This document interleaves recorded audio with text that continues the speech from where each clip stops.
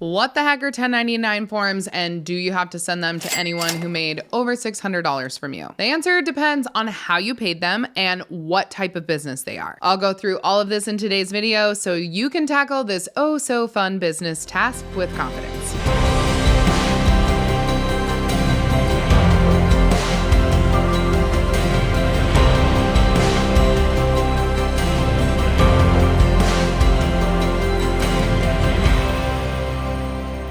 Hi and welcome back. If you're new here, my name is Paige. I am the CEO and lead attorney behind The Legal Page. We are an online legal education platform and contract shop for small businesses. We will help you get legally legit in no time without all the overwhelm. The big question to ask yourself in January every year, remember 1099s are due every year on January 31st, is who needs to get a 1099 form from my business and how much did I pay those contractors? A 1099 NEC non-employee compensation form is sent by you as the business owner to independent contractors who have worked for you and you have paid over $600 to. That is $600 plus, and the IRS states that it needs to be at least $600 in their documentation. Most often, this is always a singular person or a solopreneur working for their own business. S-corps don't count here. This is specific to people that you pay via direct deposit, ACH, cash, or check.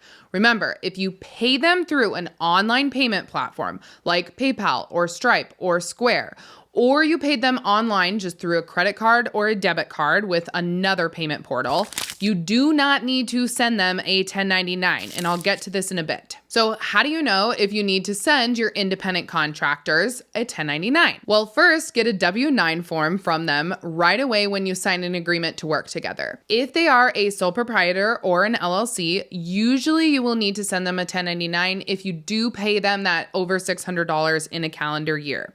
If they are a C Corp or an S Corp, you usually don't need to send them a 1099.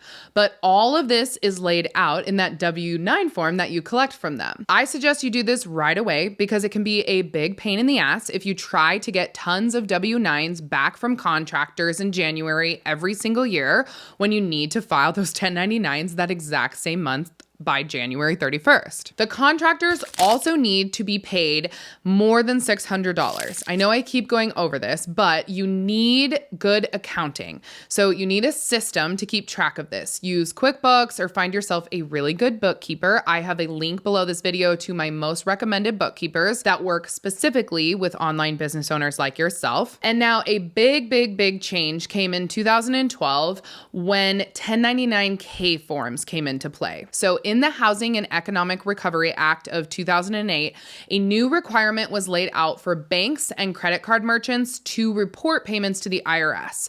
This was due to many people underpaying on their taxes. So luckily for us, the government took note that people were doing transactions online and the IRS stepped up to account for it. So what is a 1099K? This is a form that is sent by what's called a payment settlement entity or third-party settlement organizations, TSPOs, and the old 1099K rule was that anyone who made over 20K and 200 plus transactions would be sent a 1099K from these TSPOs, which meant that anyone who made 50K but only had 100 transactions didn't get a 1099K, and this person could potentially somewhat skirt around paying taxes. That is really the genesis of this new IRS rule to apply to all people who make money online.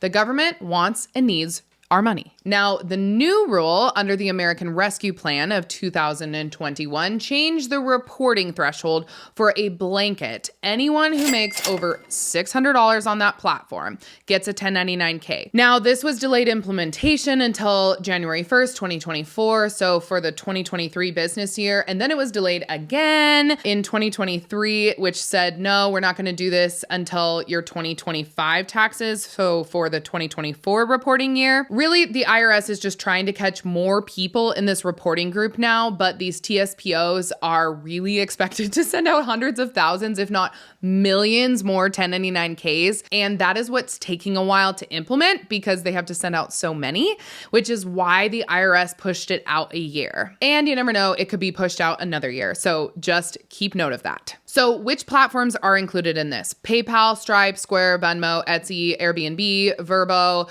Uber, Lyft, etc. So far, it's looking like Zelle is not included as it is likely more of an ACH transfer. But of course, make sure to do your due diligence and research on that just in case it changes here after I record this video. Remember, the TSPOs are required to send the 1099Ks, not you. So big thing here, if you learn anything from me, do not send a 1099 NEC form to a contractor that you paid through a payment processor online, because then that contractor would end up getting two 1099 forms. They would get the 1099K from that platform, and then they would get a 1099 NEC from you. This looks like they make double the money and they may be double taxed from the IRS. And then it's a huge issue and your business could get audited too. And I just don't want you to end up in that mess. My main legal point here is that you are only legally and financially responsible for sending out 1099 NECs. Whoever you paid more than $600 to via check, cash, or direct deposit. That's really it.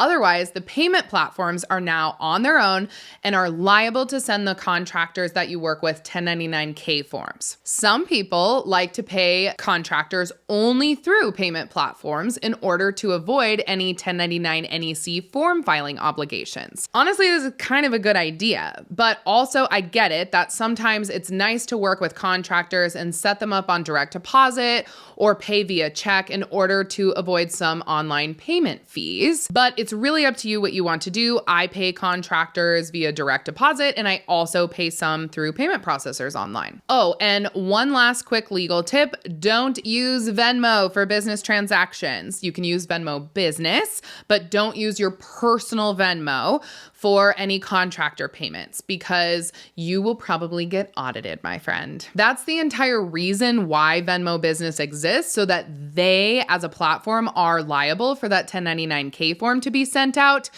And I want you to make sure that you're separating your business finances from your personal finances via Venmo Business. So if you commingle funds, you're just really doing yourself a disservice.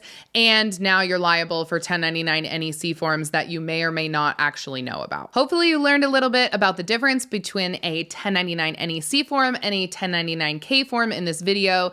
If you're more curious about separating your business and personal finances, if you're an LLC, I have a video all about LLCs here that you can watch. And if you're interested in hearing more from me about contracts, since that is my main legal specialty and expertise, I would love to share with you my 3 best kept contract secrets and 4 things that you can do right now to have a better client contract that is going to actually protect your small business.